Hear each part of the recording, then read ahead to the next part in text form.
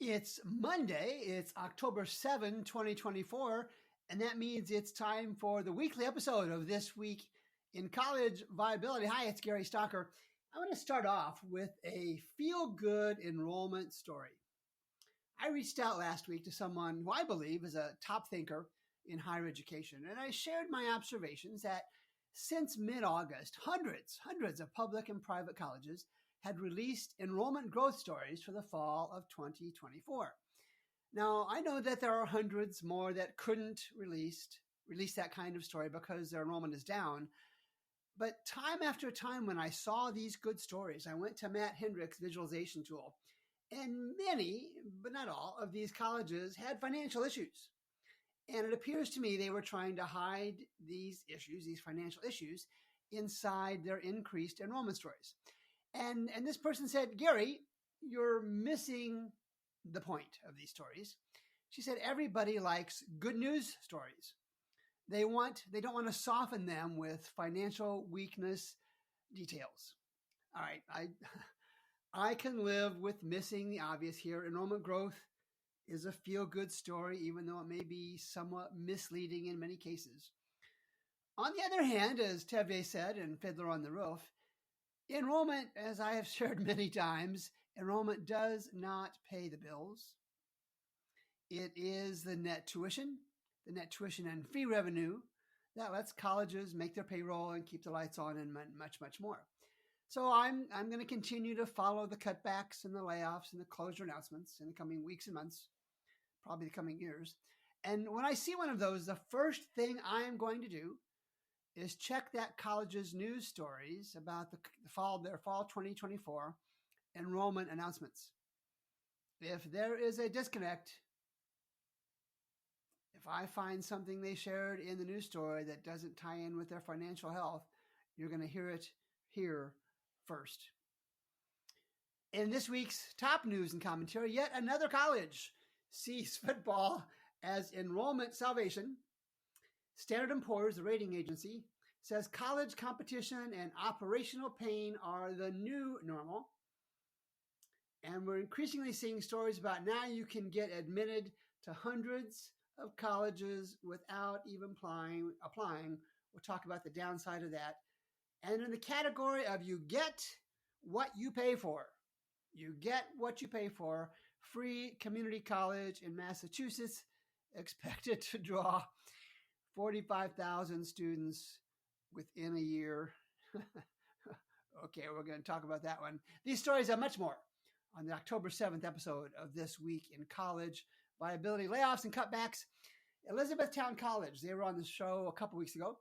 They're reducing their full-time faculty by 13, and they're cutting a handful of programs. And this is from Ashley Stalnaker on October 4th on Lancaster Online. All right, so 13 employees, let's just use 50,000 each as an average. Math is easy. So 13 employees, 13 faculty, at 50,000 each is $650,000. Carrie Straub, who is the Vice President for Enrollment Management and Marketing and Communications, that's a lot, at Lancaster, said that Straub declined to share how much money the college will save across all these layoffs. Now, Carrie, I'm guessing a girl, Carrie said, out of respect for the impacted parties, she's not going to share the amount. Okay, I will. I'll do it. And I just did.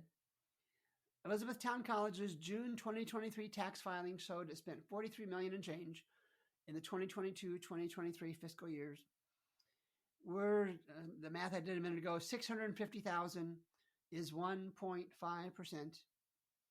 $650,000. Again, my educated estimate of what they're cutting in terms of 13 faculty is 1.5% of that $43 million in change. Call it a small number, call it a big number, call it whatever you want. I'll do the math. I always do the math. And Elizabethtown is dropping fine arts major, a sociology major and minor, as well as a Spanish and Spanish education majors. We should probably talk about that another day. I'm worried about the cutbacks in Spanish in the United States. Page 2, Mount Mercy University to bring football program to campus. This is by Brooklyn Daisy in Iowa Capital Dispatch on October 4th. Now, the presidents at Mount Mercy and St. Ambrose were on the podcast a couple months ago. Amy Novak at St. Ambrose and Todd Olson at Mount Mercy, where the football is going to be. The presidents of these soon-to-be married colleges, they're not calling it a merger, they're calling it a partnership of sorts. These two presidents announced a football team will be added at Mount Mercy. Now, Mount Mercy is the smaller of the two, I believe, and will effectively be merged, that's not what they're calling it, merged with the operations at St. Ambrose. Fine, do whatever you want. Add football, add lacrosse, add ping pong, whatever you want. But here's the point I want to make on this. Mount Mercy is not the only college adding football. Here in Missouri, William Wood University added it this year. And there are others across the country. And at some point, the only skill level college football players will need at these kind of colleges will be the ability to lace up their own cleats. I assume they picked up that skill sometime back when they were much younger. They'll only need to be able to lace up their cleats to play whatever sport, because so many colleges, for example, see large football teams as enrollment and revenue panaceas. And remember, recently, I've talked about this before, research shows that while these sports teams, especially football, may provide a short-term bump in enrollment and revenue, but these colleges are bringing in comparatively low-skill players. That's comparatively low-skill players. None of them can play for the big boys. And when they don't play, there's every reason to believe that there will be some noticeable attrition. These players probably can't play anywhere else, or very few of them could. So the retention rate will plummet. That won't look good for the college. And not only will that plummet, so will the tuition and fee revenue that accompanied those athletes in the first place. And I'm going to talk about something new I'm going to start doing from this week forward. I'm going to add a slash. Let me explain what that means. When I reference a college, I'm going to slash its 4- and 6-year undergraduate graduation rate. So, for example, Mount Mercy slashes at 49 and 57, 49/57. Mount Mercy graduates 49% of their students in 4 years and 57% of their students in 6 years, neither of which are very good numbers. St. Ambrose slashes a decent but not great 58/64, 58/64. 58% of their students graduate in 4 years, 64% graduate in 6 years. The 58 is not a bad number. The 64% is still a bit low in my mind. So why am I doing this? I think I mentioned this in last week's podcast. Each fall, colleges find innovative ways to note any type of enrollment increase. We just talked about that at the start of the show. Yet each May, almost without exception, these same colleges stay away from sharing their pathetic graduation rates. Now, that's not effectively the case for St. Ambrose in particular. And there are many, many others with much worse rates than Mount Mercy. But none of these colleges share their graduation rates. So as a public service, which we always like to do, this week in College Viability, we'll be tying graduation rates to every college story. Some will be good, for sure. Most will be bad and in many cases embarrassing. So let's go on to another story by Brooklyn Daisy. And this headline reads, "Some Iowa private colleges break enrollment records ahead of the demographic cliff." And I see this kind of headline all the time. Brooklyn Daisy wrote this from Iowa Capital Dispatch on October 2nd. And these are the 4 colleges listed in Ms. Daisy's story: Northwestern College, Dordt University, Buena Vista College, and Simpson College. Now let's do that slash rate. Let's do that 4/6-year graduation slash rate. Northwestern slashes at 54/63. Dordt at 63/67. The 63 is really good. The 67 seems to be low for an additional 2 years. Buena Vista slashes at 48/68. I've seen a lot worse, but that's nothing to write home about. And Simpson College slashes at 58/62. And really for all 4 of these, the difference between the 4- and 6-year graduation rate is smaller than I typically see. But as a group, these do a little bit better, sadly. do a little bit better than most of the private colleges I have reported on and will report on in the future. Now, as I've said, not bad overall, and you'll see many other colleges report with worse numbers in the coming weeks and months. And I make that not bad, put that in quotes, that not bad judgment on college viability thresholds, the ones I use. You can use whatever you want. I use a 4-year threshold minimum at 50% and a 6-year minimum at 70%. So if you like to pay for everything you buy and only get goods and services for roughly 50 to 70% of those things you buy, then you will like college's success at 50% graduation rates.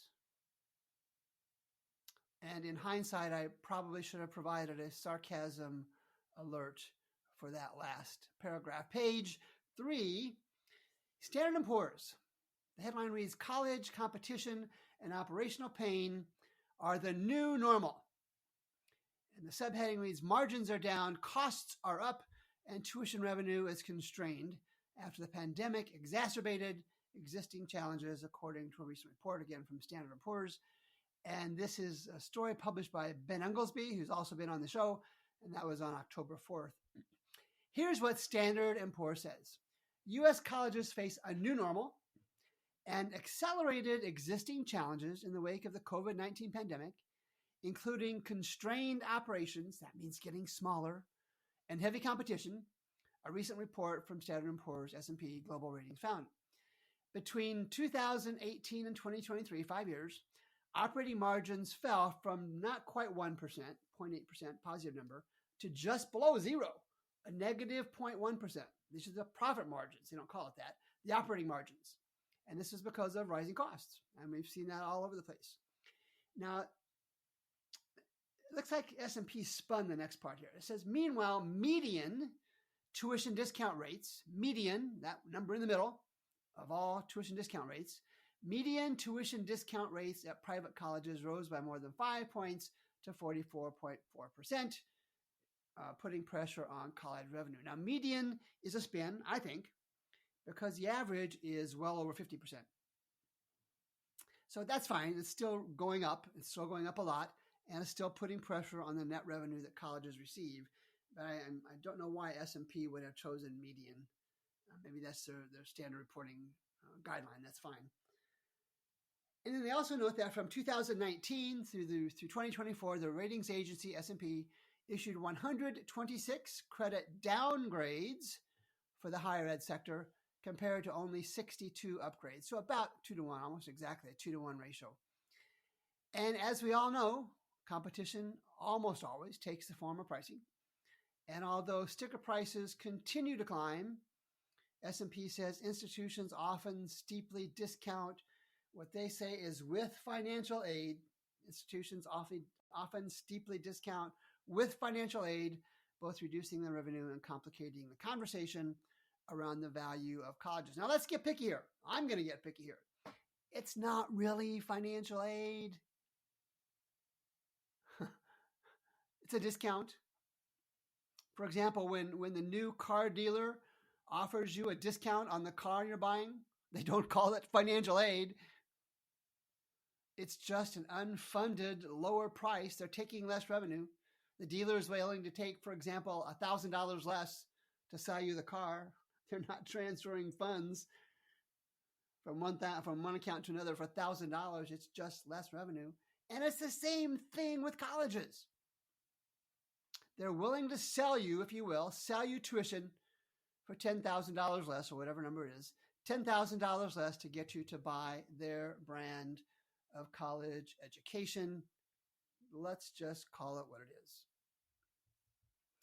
Joanna Nesbitt at money.com wrote a story last week, I think it was. You can now get admitted to hundreds of colleges without even applying. Of course, I'll have the link to the story, as I always do in the show notes. And this just reinforces my continuing belief that colleges focus a lot more on enrollment. Colleges focus a lot more on enrollment than they do on graduation, on the ultimate success of their students. And the story reads, all told, hundreds of thousands of students across the country will likely get an unsolicited offer of admission at some point over the coming application cycle. Last year, Common App made over 400,000 direct admissions, and a website called Niche, N-I-C-H-E, or Niche, however you pronounce it, made nearly 1 million. Now I get it. Friction-free admissions. All over the web, you want to make your buying decision as friction-free as possible, make it as easy as possible. But here's where the friction develops. First, how many of these direct admit students, first of all, accept the offer, but how many of them will have to go into life-altering debt to pay for no friction on the front end? And second, let's get back to that graduation piece. Yes, I harp on it because that's why we go to college, to graduate, not just to take courses. And already, as we sit here and now what is late 2024, less than 50% of all college students from both public and private colleges in total graduate in 4 years or less. And we are now adding students whose initiative to go to college, in my mind, may be modest at best. And what are the odds that we are creating an increased population of students who can neither be successful in college or pay for college? And again, I will refer you to my College Viability Manifesto to show you how valuable I believe colleges are and can be. But it is increasingly evident to me that the scramble to get college students in the door is superseding any assessment, is increasingly superseding any assessment of their ability to be successful college students. It's dollar first, success second. And we're already aware of millions of former college students who have college debt but no college degree. And it is my firm belief, my very firm belief, and one of the reasons I started College Viability, it's my firm belief that the oversupply of colleges and the effort they have put into recruiting students to stay alive, to stay financially alive, to stay financially viable, is resulting in unrealistic pressure on too many financially and or academically unprepared students. And write this down. I've said it before. I'm going to say it again. The number of colleges needs to shrink, needs to decrease, and it needs to decrease a lot. Page 4, Cleveland State President calls graduates a thriving force in the region and then addresses enrollment and financial pressures. And in her State of the University address, Cleveland State President Laura Bloomberg outlined initiatives already underway to address declining enrollment and financial pressures. And this is from Amy Morona. She does a lot of good work for Signal Cleveland. This is a story from Amy Morona. And Cleveland State President can call her college a thriving force. I'm sure it is in some degree in the region. But let's go to the data, because that's what we do here. They slash their graduation rates, 4 and 6, slash at 31 and 49. 31% graduate in 4 years, 49% in 6. Pathetic. In 2022, their admissions yield, the percentage of students who accepted the offer of admissions, is down 10 points. Now, it's down a lot of places, but it's important to note that it's down here also.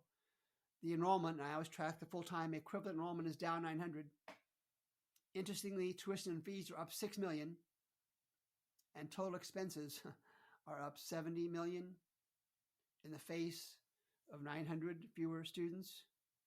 I guess you can only get that in public colleges. I should have, again, provided a sarcasm alert there. And in August, Morona, also from Cleveland Signal again, Amy Morona reported that 50 Cleveland State faculty took a buyout offer.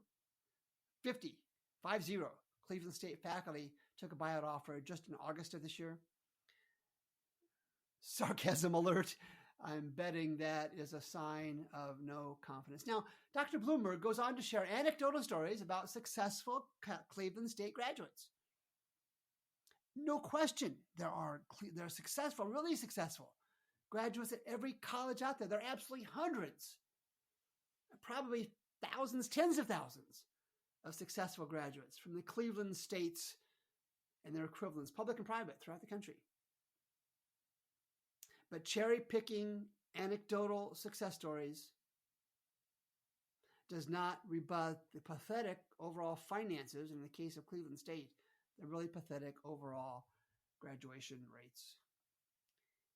And finally, free community college. Ah, yes, the panacea of a nation in trouble. Let's make everything free.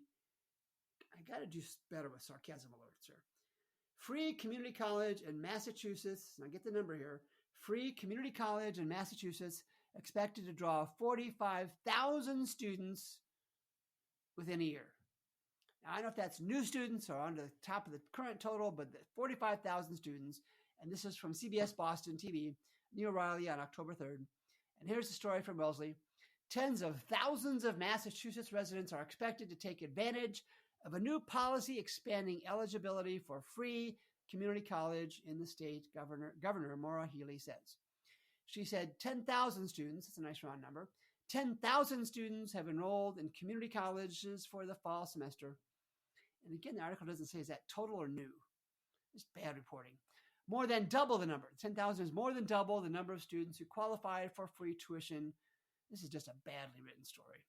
Under the Mass Reconnect, I guess that's a program they have a year before. This is a big deal, the governor said, Governor Healey said. And here's what gets me. We estimate that it's going to be 45,000. Again, nobody's defining their terms here. Wonder what college this reporter went to. And we estimate that it's going to be 45,000 in no time, in just a year. The governor's budget has to dedicate $117 million and change for the free community college program. And much of it's being funded through a millionaire's tax. You got to expect that in Massachusetts. And anyone without a bachelor's degree, who has lived in Massachusetts for at least a year, enrolls in about 2 classes. I don't know what about 2 classes are. Per semester is eligible for free community college. There's an allowance of $1,200, up to $1,200 for book supplies and other expenses, depending on a student's household income. Massachusetts Bay President David Podell says it's a revolutionary change in higher education in Massachusetts. Senate President Karen Spilka said that community college enrollment is going through the roof, okay, and will help close the workforce gap in Massachusetts. And of course, here at College Viability, I like to do the math. $117 million in change divided by 45,000 students, whatever those look like, is $2,611 per student. In 2022 and 2023, in-state tuition, that's a reasonable comparison, in-state tuition was $5,300 and change. Out-of-state tuition was about double that. And I didn't even look at the community college graduation rates in Massachusetts. I can if somebody wants me to. They're not going to be good. So I'm going to remind the listeners, and I'm grateful for all of you, I'm going to remind you of the old adage, you get what you pay for. You get what you pay for. I wonder what percentage of the 45,000 new students that the governor says will come will have no financial skin in the game, will do the work necessary to become educated, skilled, and trained Massachusetts citizens and employees. No skin in the game. Or maybe very little skin in the game if I think it through. Will the faculty at these community colleges teach what is actually needed by these companies? There's reason to think there's a disconnect there. And who is going to track and who is going to report the attrition rate of students? Who is going to track and who's going to report the graduation rates of these students? You get what you pay for. And certainly there will be some of those students that take great advantage of the offer. But this again is you get what you pay for. This will be a waste of dollars in many ways. And so let's wrap this episode up. The closure announcements or preloads to those closure announcements will start soon. I really believe that to be the case. Those fall 2024 Title IV checks are now making their way into the hands of college CFOs, a large number of whom will head to their president's office with this news. We are not going to have enough cash to complete the semester or the year, whatever. A lot of CFOs will head down to the president's office and say, hey, we're going to run out of money. Now, what happens next in those conversations will determine if these colleges close with dignity while taking the best possible care of their students and their faculty and staff and communities, or whether they deny financial reality until it's so late that their closure announcements are sudden, giving no one a reasonable chance to plan for the future. Now, there's clearly an industry-wide recognition that there will be more college closures. It is inevitable. Guessing how many is an effort in futility, and I'm not going to do it. I never have and never will. I can tell you the weak ones. Give me a call, drop me a note. The number will be whatever the number ends up being. It just is. The data that I look at regularly, daily, sometimes hourly, the data I look at suggests it will be dozens of new additional college closures just in this academic year. So here's my message to college leaders. And I know some of you watch or listen to this podcast. Some of you watch or listen to the College Financial Health Show that I do with Matt Hendricks on Tuesdays. Here's my message to college leaders, and that includes Board of Trustee members. While the trauma of closing will certainly be painful and probably embarrassing, painful and embarrassing, please look at the lives of your faculty and students and staff.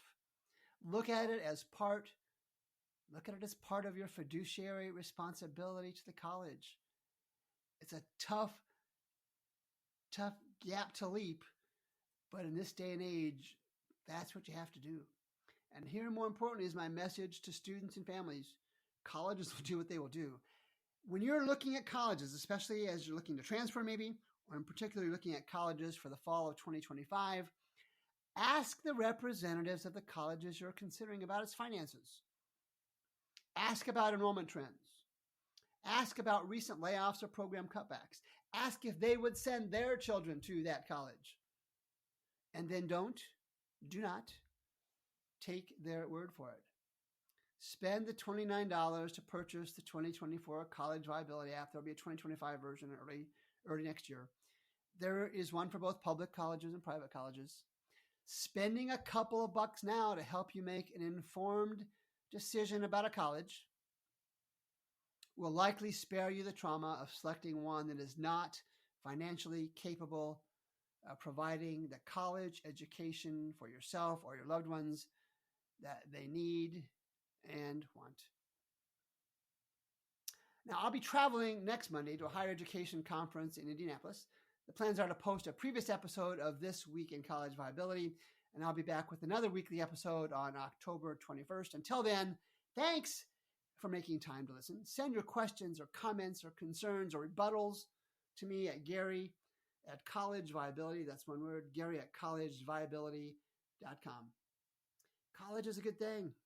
It really is. Go if you can. Courses are fine. They're out there. But graduation is much, much better. Many colleges will close. Most will not. Think about that. Until next time, it's Gary Stocker with College Viability.